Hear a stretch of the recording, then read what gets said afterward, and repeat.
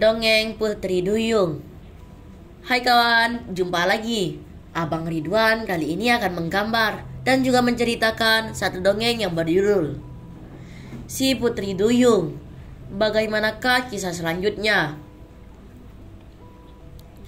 Sebelum kalau ceritanya, pastikan untuk mensupport kita ya, dengan cara like, komen, subscribe, dan nyalakan loncengnya juga ya. Oke, kita langsung kalau ceritanya. Raja Triton adalah raja lautan yang perkasa. Ia mempunyai banyak anak perempuan. Mereka mencintai dunia bawah laut, di mana tempat mereka tinggal. Tetapi Ariel, yaitu anak bungsunya, memimpikan dunia di atas permukaan air, dunia manusia. Meskipun ayahnya telah memperingatkannya agar tidak ke dunia manusia, Ariel mengabaikannya. Dia sering berenang ke permukaan laut untuk melihat dunia yang berada di atas permukaan air. Ariel dan sahabatnya yang bernama Flounder senang sekali mengunjungi Scuttle, si burung camar. Scuttle itu memberitahu mereka tentang segala barang manusia yang ditemukan Ariel di dasar laut. Suatu hari, Raja Triton mengetahui bahwa Ariel sering pergi ke permukaan laut. Mengetahui itu, Raja Triton sangat marah. Dia mencemaskan keselamatan anak perempuannya, Ariel. Raja Triton meminta sahabat kepercayaannya, Sebastian si kepiting, untuk mengawasi Ariel. Beberapa hari kemudian, Ariel melihat ada kapal melintas di permukaan laut. Manusia, seru Ariel sambil bergegas berenang mendekati kapal itu.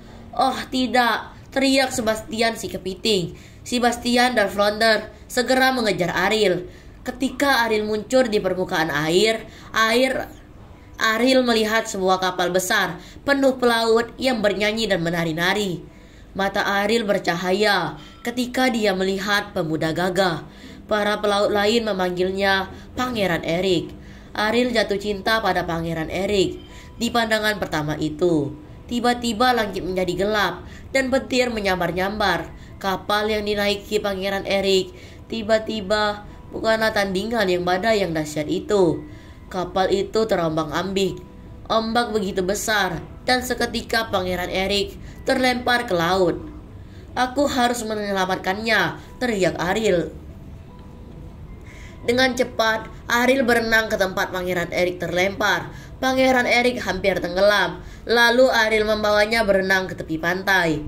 Pangeran Erik tidak bergerak ketika Ariel menyentuh wajahnya dengan lembut dan menyanyikan sebuah lagu cinta yang indah untuknya.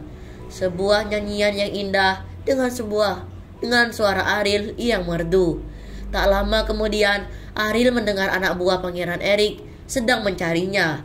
Ariel tak ingin dilihat manusia. Diciumnya Pangeran Erik. Lalu Ariel segera menyelam kembali ke laut.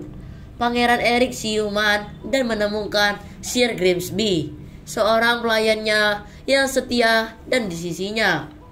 Apa yang terjadi? Tanya Sir Grimsby kepada Pangeran Erik.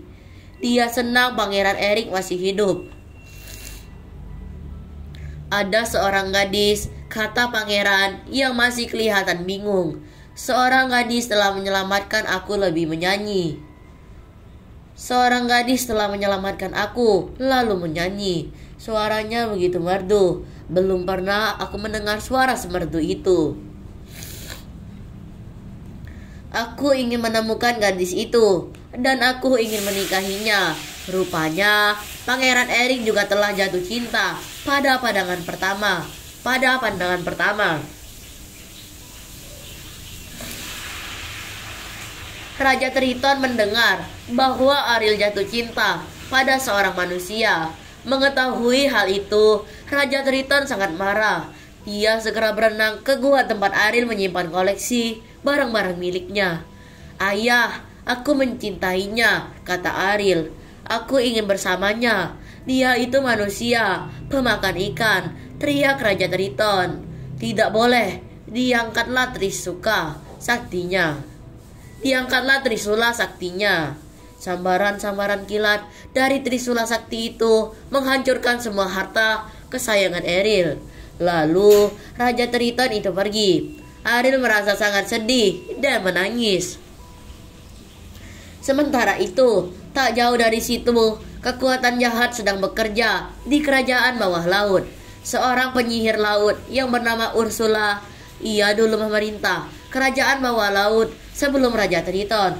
Penyihir itu sedang mencari cara untuk menggulingkan kepemimpinan Raja Triton. Melalui bola kristalnya, Ursula melihat Ariel yang sedang menangis. Si penyihir itu mendapat ide, aku bisa mengalahkan Raja Triton lewat anaknya. Lalu si penyihir itu mengirim sepasang pelayan, belutnya yang bernama Flotsam dan Jetsam, untuk pergi ke gua di mana Ariel berada. Flotsam dan Jetsam berhasil meyakinkan Ariel bahwa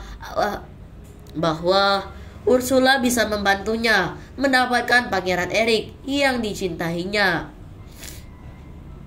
Saat itu Ariel sedang sedih sekali. Dia mengabaikan peringatan Sebastian, si kepiting, dan ikut pergi bersama Flotsam dan Jetsam untuk menemui si penyihir laut. Aku punya tawaran untukmu, anak cantik, kata Ursula ketika Ariel sudah memasuki tempat kediamannya. Tawaran? Tanya Ariel lugu. Ya, kata si penyihir. Aku akan membuatmu menjadi manusia selama 3 hari, dan kau akan menemui pangeranmu. Jika kau bisa membuatnya menciummu sebelum matahari terbenam, pada hari ketiga kau akan bersama selamanya sebagai manusia. Jika dia tidak menciummu, kau akan berubah kembali menjadi putri duyung, dan kau akan menjadi tawananku. Dan imbalan untuk tawaran ini adalah suaramu, kata si penyihir. Suaraku? Tanya Ariel terkejut. Aku tak akan bisa berbicara atau menyanyi. Bagaimana aku bisa membuat pangeran jatuh cinta padaku? Kau masih punya wajahmu yang cantik, jawab penyihir itu. Lalu Ariel menyetujui tawaran Ursula. Si penyihir laut itu menggunakan kekuatan sihirnya. Sihir itu membuat ekor Ariel lenyap. Kini Ariel mempunyai sepasang kaki, dan Ariel telah menjadi manusia. Pada saat yang bersamaan, suaranya meninggalkan tubuhnya dan ditangkap dalam sebuah kerang oleh si penyihir laut.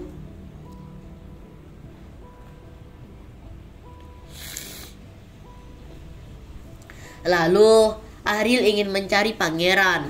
Ariel dibantu sahabat-sahabatnya untuk pergi ke pantai. Dia mencoba berbicara kepada mereka.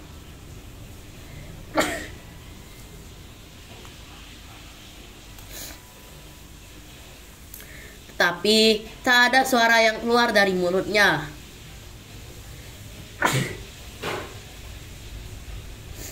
Tak lama kemudian, Ariel bertemu dengan Pangeran Erik yang telah jatuh cinta kepadanya sejak mendengarnya bernyanyi. Mula-mula, Pangeran mengira telah bertemu kembali dengan gadis yang pernah menolongnya.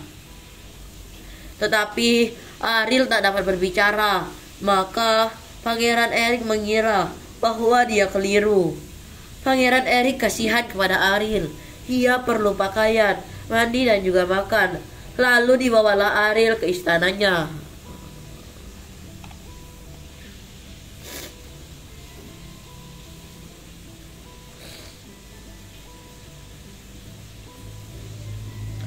Dalam 2 hari berikutnya, Pangeran Erik menyukai Ariel, tetapi dia tetap merindukan si gadis yang bersuara merdu.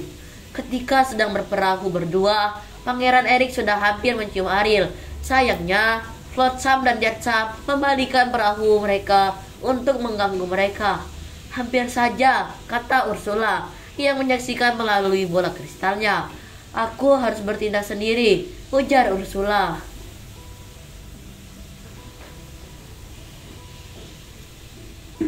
Lalu Ursula meminum ramuan sihir dan berubah menjadi seorang gadis cantik. Lalu si penyihir laut yang telah berubah menjadi gadis cantik tersebut menemui Pangeran Erik. Penyihir itu menggunakan suara merdu Ariel yang disimpannya dalam kerang dan digantungkan di lehernya. Dan seketika Pangeran Erik merasa telah menemukan gadis cantik dengan suara merdu yang telah menyelamatkannya.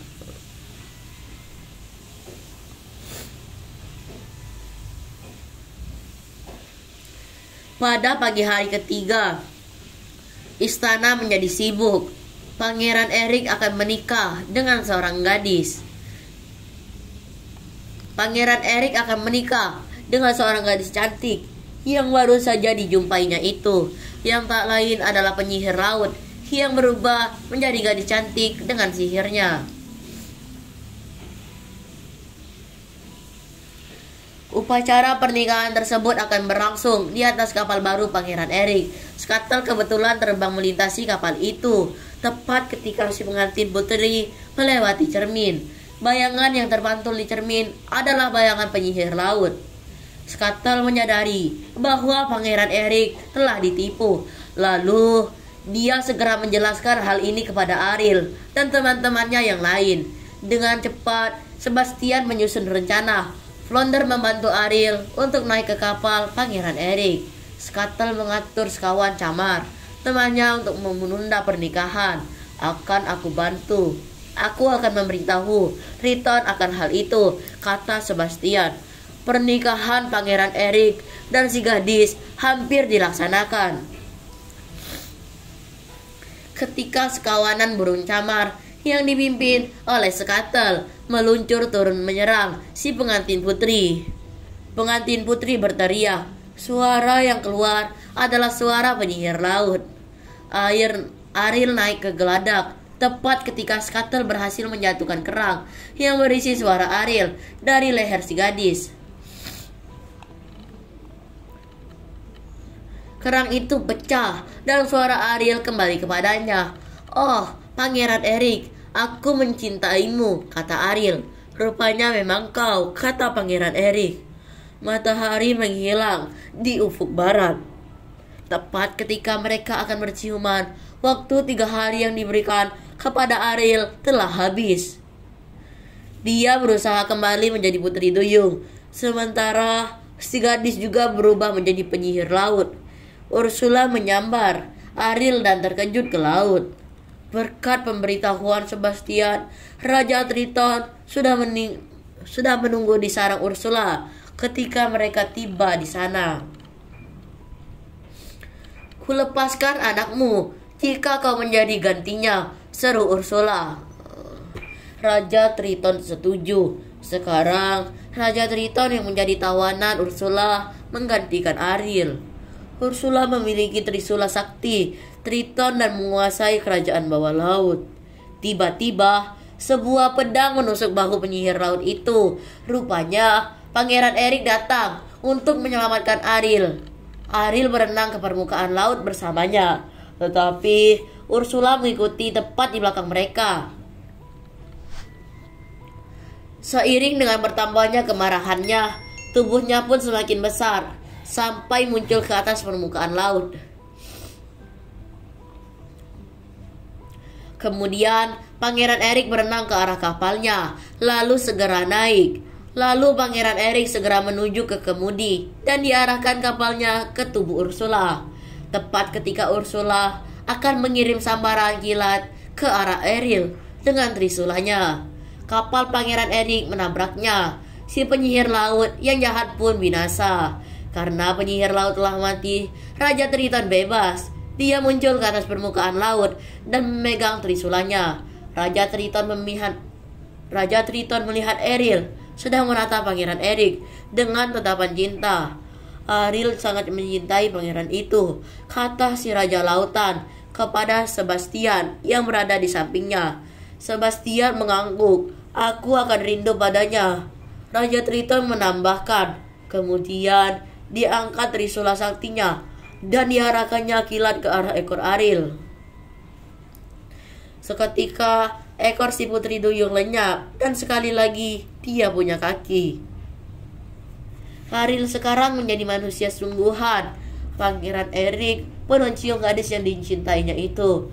Tak lama kemudian mereka menikah dan berlayar bersama. Dan cerita pun selesai. Oke, makasih banyak ya kawan-kawan sudah menyimak cerita kita kali ini. Sampai jumpa di kisah dan cerita yang lainnya dalam video menggambar dan bercerita. Terima kasih ya. Bye-bye.